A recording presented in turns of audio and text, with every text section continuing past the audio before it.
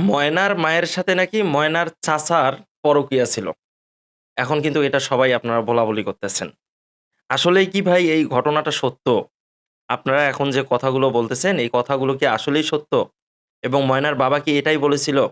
যে আমি ময়নার মাকে সন্দেহ করি এবং আমার চাচাতো ভাই যিনি আছেন তাকে সন্দেহ করি।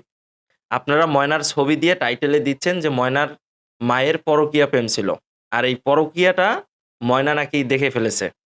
আপনারা এরকম কথা কিন্তু বলতেছেন। আসলে কি ভাই এই ঘটনাটা সত্য? কোনো একটা ইন্টারভিউতে ময়নার বাবা বলেছে যে, "আমি আমার স্ত্রীকে সন্দেহ করি।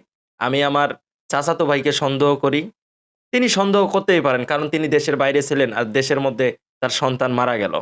তিনি তো আসলে যে কাউকে সন্দেহ করতে পারে। কিন্তু তিনি তো আর বলে নাই যে, "ওই ব্যক্তি আমার মেয়েকে মেরে ফেলেছে।"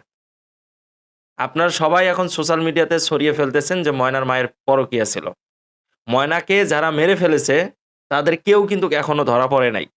শুধুমাত্র ২ জন ব্যক্তিকে পুলিশ ধরে নিয়ে গেছে তাও আবার সন্দেহজনক। একজন হচ্ছে মসজিদের ইমাম সাহেব, আরেকজন হচ্ছে মসজিদের মোয়াজ্জেন সাহেব। ২ জনকেই ধরে নিয়ে গেছে। আমরা শুনেছি তাদের নাকি ৫ দিনের রিমান্ডও হবে। ৫ দিনের রিমান্ড শেষে হয়তোবা আমরা কিছুটা জানতে পারবো এবং এই মামলা আসলে খুব গুরুত্বপূর্ণ মামলা কিন্তু। এবং পুলিশ মানে কি বলবো তারা নাকি বর্তমান রুটি খেয়ে এই মামলার সাথে যুদ্ধ করতেছে। তার মানে বিষয়টা কি বুঝতে পারছেন? অথচ আপনারা চারিদিকে এখন ছড়িয়ে ফেলেছেন যে ময়নার মায়ের পরকীয়া ছিল। তার চাচার সাথে। ময়নার চাচার সাথে ময়নার মায়ের পরকীয়া প্রেম ছিল আর ময়না নাকি সেটা দেখছে। সেটা দেখে ফেলার পর ময়নার মা এটাকে মানে থামানোর চেষ্টা করছে এবং ময়নাকে বলছে, "তুমি তোমার বাবাকে কিছু বলবা না।" ময়না নাকি তখন বলছে যে, "আমি আমার বাবাকে সবকিছু বলে দেব।" আর তখনই নাকি ময়নার মা ১ম এ ময়নার কান কাটে এরকম একটি খবর আমরা পাই। কিন্তু এরকম কোনো প্রমাণ এখনো সামনে আসে নাই। তারপরও আপনারা এরকম একটা ঘটনা ঘটাইতেছেন সোশ্যাল মিডিয়াতে। আপনারা কি চাইতেছেন না যে আসলে ময়নার সাথে যারা এরকম একটি খারাপ কাজ করলো, ময়নাকে না ফেরার দেশে পাঠায় দিল, তার বাবা-মার কাছ থেকে দূরে সরায় রাখলো, এত কষ্ট দিয়ে ময়নাকে মেরে ফেললো। আপনারা কি সেই ব্যক্তির আসলে শাস্তি চান না?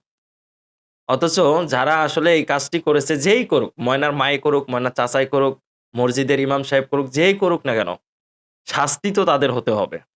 এটা তো সবাই চাইতেছে ভাই। এটা এখন সবাই চাইতেছে। কিন্তু আপনারা সোশ্যাল মিডিয়াতে যেভাবে এই কথাটা ছড়াই দিছেন যে আসলে ময়নার মাই আসলে ময়নার মৃত্যুর কারণ। ময়নার মায়ের পরকীয়ার জেরে নাকি ময়না আজকে নাই।